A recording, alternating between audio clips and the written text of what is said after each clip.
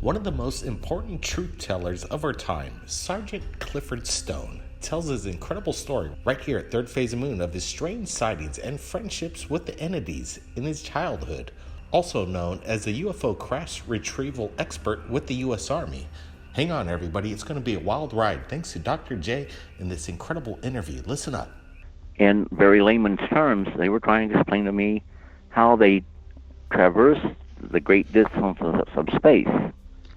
And now the one thing that they didn't really want to go into detail with me and was not happy when I found out about it, there are two means of propulsions that they have. Like they have antimatter drive, and me knowing about antimatter drive, that was okay. First time I heard of negative matter, they were pretty concerned that I knew something about that, and they told me, well, you know how antimatter drives, right?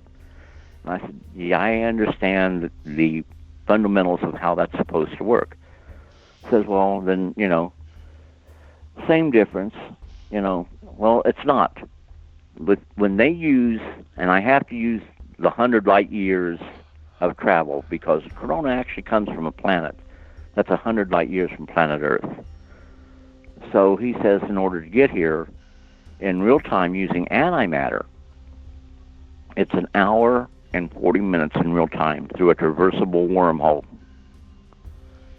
Now, if you use negative matter, then whether it's 100 light years or 100 million light years, you can go ahead and travel the distances where time is irrelevant. It's like stepping inside of one doorway into the next doorway. That there's no time involved, no measurable time. So, I'm still trying to understand all of that. But, when you travel through a traversable wormhole, you are actually doing travel through multi-dimensions. And they are well aware, and they were very well aware long before we are. Now, we're to the point where it's not well known to the public, but we're aware of the fact that other dimensions exist.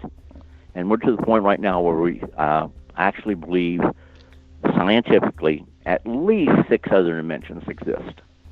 But I can tell you right now, there are many more dimensions. Well, do you think it's infinite, actually, as string theory, or do the dimensions even other theories that say that there is like, for instance, the fact that I think it could be endless. Okay. I mean, we try to go ahead and put a number on it, but the situation is there are many things we can't put a number on. How many grains of sand is on the seashore? Yet, if you go ahead and enter all the seashores, all the grains of sand on all the seashores on this planet, those grains of sand would not equal the numbers of stars that's within our universe. Now, when I say our universe, that's one universe. Yet in the vastness of space, in our I hate to use the term three-dimensional reality, but that's the best way to put it. Three-dimensional reality, our universe is there. But beyond vast distances of darkness, there's other universes. But within the same realm of reality that we're in. Mm-hmm. Now, I learned from our visitors with the death of my son, because I asked to go back 15 minutes before his death. So I could go back and I could stop the accident from happening. Really? I thought now, as far as time travel, you were never allowed to influence a past event, because if you did, then in fact this reality would be in another dimension. Oh, that's exactly what they told me. They went ahead and said, if you go back and you change, and as they put it, and I mean they use this term, God in his infinite wisdom put a barrier up because, it's within the intellectual culpability of any species to want to go back in time and change wrongdoings to right. Sure, everyone wants But a second the whole chance. situation is in the space-time continuum, and that's the term I'm afraid I have to use. People say, "Oh, are we going back to the movie, Back to the Future?" No, no, no. The term actually exists that we are in. This is, from the beginning of our time, if you wish to say the Big Bang Theory, all the way up to where we are right now, in the reality that we are in. Now, you go back and you change anything, even back to the time of the dinosaurs, our Neanderthal man. You change anything back there, you've altered the course of history and created a whole new chain of events. Anything and everything that happened prior to that will now be in another parallel reality. So, like if you go back and you stop the Second World War, to us in this space-time continuum, the Second World War will still be a reality to us. But we've created an entirely different branch of the trunk of the tree we find ourselves in which everything else is the same, with the exception of the Second World War didn't happen, so whatever the outcome of not having the Second World War would have been, it's now in that altered reality. So you exist side by side, and the whole situation is you're in this reality, but now with that other reality, you exist in that reality. Now, if you have 100 different multi-realities because you went back and you changed things in time, the one thing that our visitors pointed out to me, and I think people should find this very interesting, because, I ask about the existence of God. I mean, particularly the death of my son. Oh, very interesting. And I was worried about the answer. But what happened is they went ahead and they told me the one thing that, and they don't have an answer for this, believe it or not. Interesting. But wow. They went ahead and said, you have to ask yourself, you go back at all these other realities in which you exist in, and, you don't know about them, they don't know about you, but the question is, they are you. Do they all share the same soul? And I can tell you, behind closed doors, some key people within scientific organizations within the government ask that same question, and at times think if this could be the answer to certain type of mental illnesses that we experience in this lifetime. I didn't get too involved in that because I wasn't supposed to be a party to that. I mean, I'm referring to the people I know that actually deal with this within the government hierarchy. Because I have people who talk to me, but I make it a point to forget them, if you understand what I'm saying. I'm not going to put them in harm's way. But the whole situation is, when you think about it, it makes a lot of sense. And, they don't have no answer for that. Now, the night that I asked that, they went ahead and said, you know what, we can't go and let you change that or go back, 15 minutes prior to the accident. But tonight, we will let you visit with your son. And that night, I went to bed. I went to sleep. Then all of a sudden, I woke up and I looked over. And when I looked over at the clock, it was, I think, a little after midnight. And then I laid back down. Then it was like, I was having this dream where I entered an altered reality. And I got to meet with my son. And they told me anything that you and your son talk about on this side of that veil that you call heaven, you will remember fully. But if you cross over into that veil, you won't remember anything you talked about.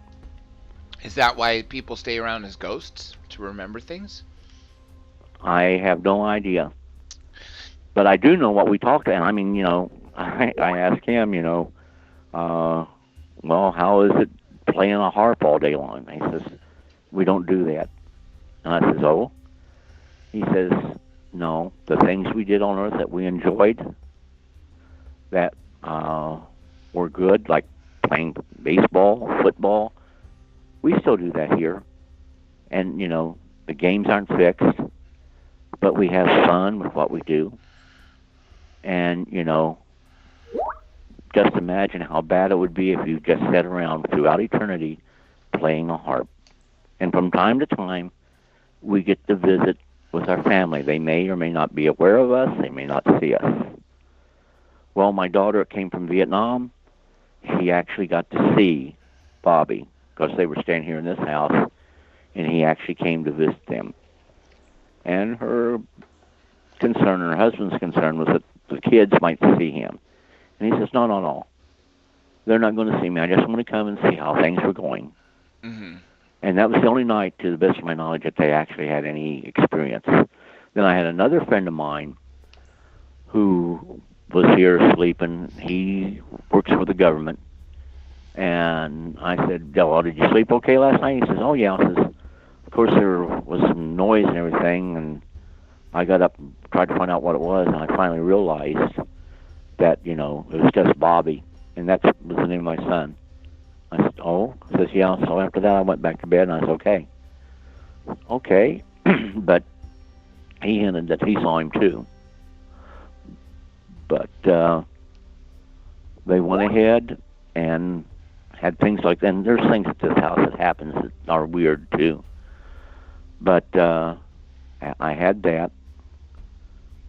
And even now, from time to time, Corona still visits. It's not like it was early on. But I think I have a friend of mine that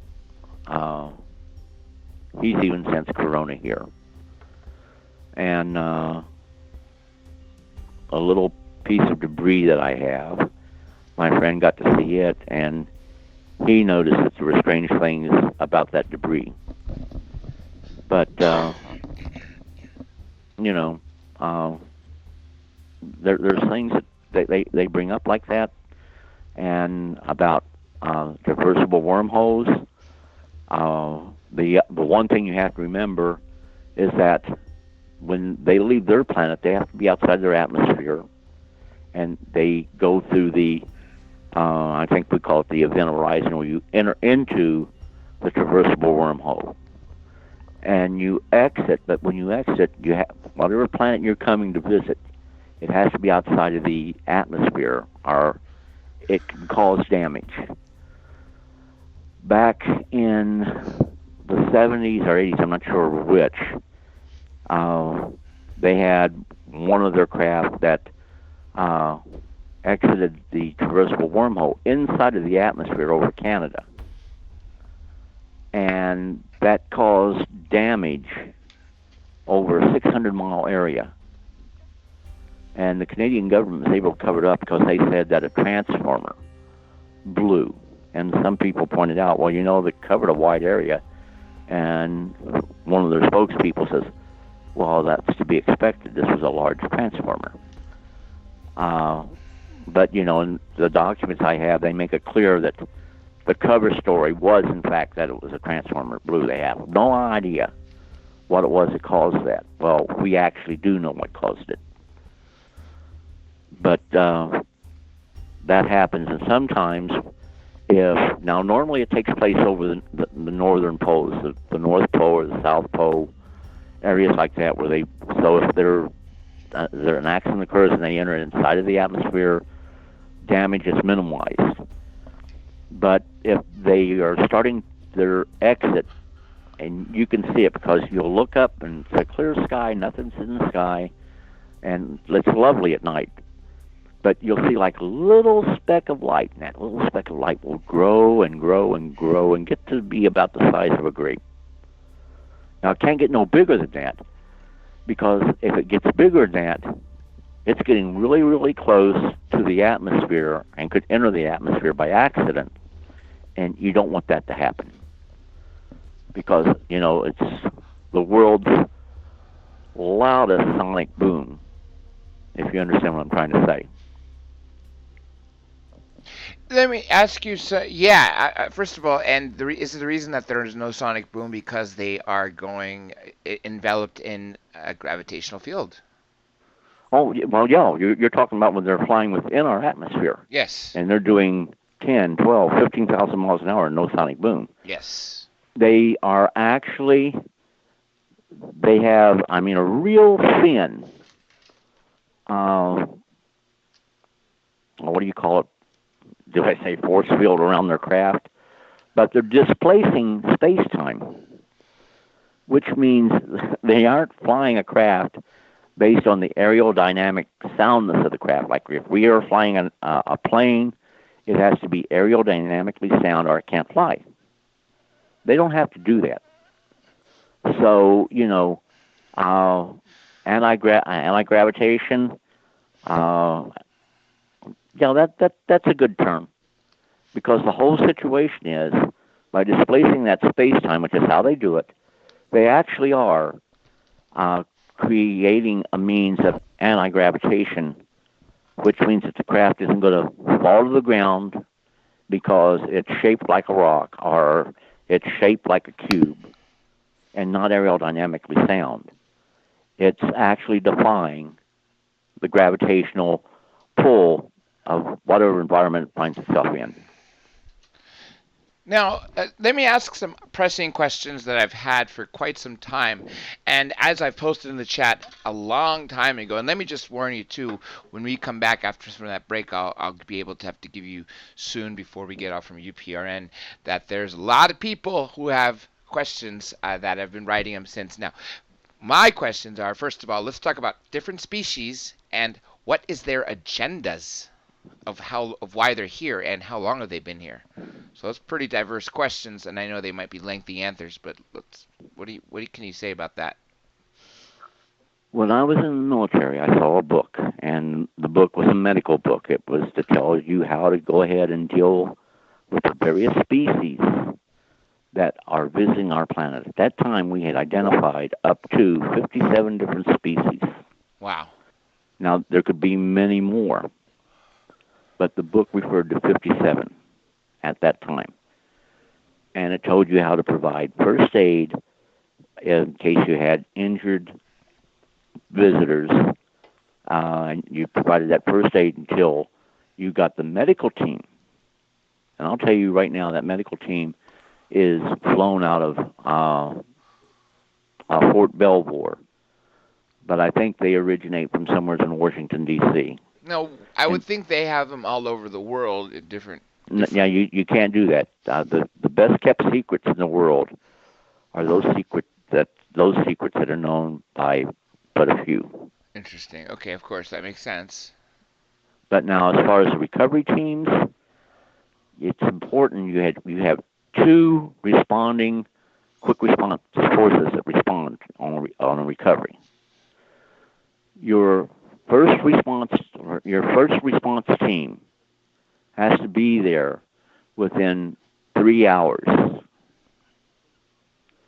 So that first team has to be close by to where they can go ahead and send them on out and have them there on the ground within 3 hours.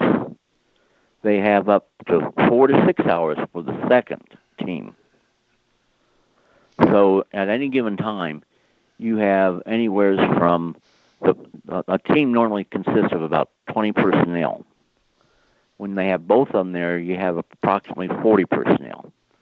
But you can draw upon the resources of the nearest military installation. That's why a lot of times, if the people are on the NBC quick response teams, then these people may have several different experiences in their lifetime in the course of their involvement in the NBC quick response teams. But remember, that's not their sole function. They get, they get baptized in their first response to a craft not of this world landing or crashing here on this planet, and they're part of the recovery team now. But a lot of people, when you draw up on the resources of the nearest military installation, then you have those people who are involved in that one incident simply because they are people who are qualified to do specific missions to secure the site and help pick up all the debris and hopefully not leave any of the debris behind. And these people may be involved in only one incident, like there in Georgia.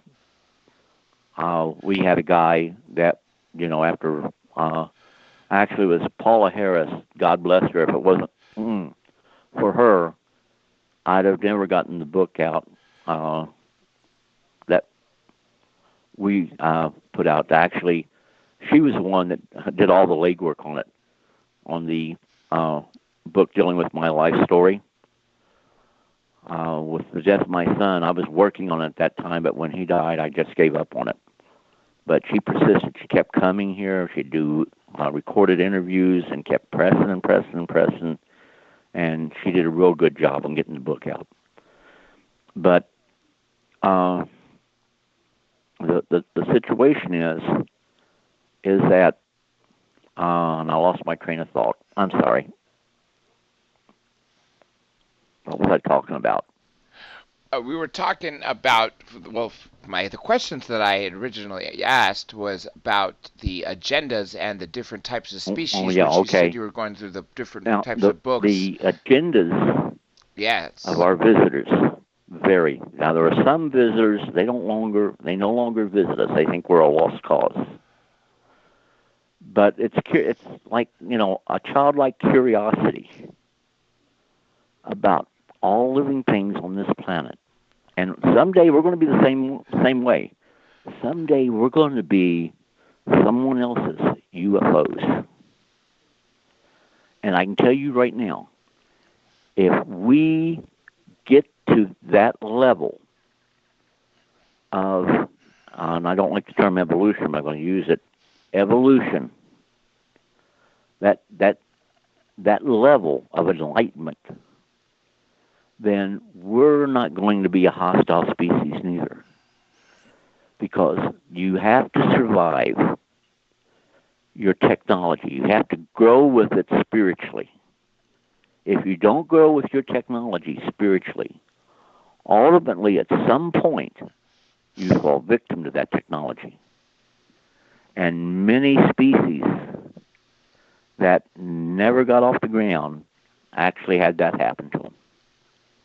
They actually fell victim to their own technology. But if you survive that, and some scientists say, okay, in a million years from now, we're going to know everything and we're going to be laid back and we're not even going to be worried or even concerned about going out in space trying to find out anything. That's totally not true. That curiosity is always going to be there. And the question, is there an end to science? No, there's no end to science. If you can go ahead and use a yardstick for all the knowledge in the universe, our universes, our multiverses, if you can use a yardstick, 36 inches, and you compare where we're at right now, then it's less than 1/100th of 1 inch of all the knowledge there is yet to learn that we know. Now, have you ever had glimpses into their worlds? I mean, because you were a telepath and an empath, and so you were able to communicate with them, and they, of course, shared emotions with you.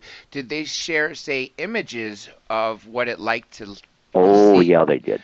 Oh, can you? And the situation is, I tell people I have never been abducted, and to the best of my knowledge, I have never been abducted. But yet, I can, have flashbacks at the time that I see billions upon billions of stars in the heavens. And, it's like nowhere on Earth can you see a night sky like that. And I have no idea how to explain that. I've been in a lot of deserts where there's no lights or nothing to interfere with the stars you see in the heavens. And I mean, you have, in some areas you can see not just the sky literally with thousands of stars, but nothing like. And there was one incident where there was an object that was falling and it was making a whistling sound as it was falling.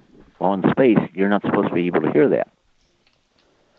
And that would be the same condition that I found, seeing all these stars. And I have no idea how to explain how I could hear that whistling. And whatever the object was, it was on fire and it was falling through space. But I can't explain it. And like I said, there's a lot of things, and it goes along with experiences that you had too, that you have no explanation for. I mean, I have many questions of myself, of the events that I've had. I can remember when I was a kid, when I started to have all this happening, when I first saw Corona as he really looked. And Corona was what year? You're talking about Corona of Roswell. 1957. Oh, okay. I was thinking Corona as in Roswell 47, as the crash of Corona. No. This was the one that's supposed to, as he puts it, he'll be around to mourn my death. Their lifespan is about 300 years. Oh, interesting. You mean the Greys? Well, actually, he's kind of green. Okay. I'll try to send you a person from the Franklin Mint, when they were here doing the replica of the UFO that crashed here in Roswell. There was me and a couple of other folks that was giving them some pointers on it.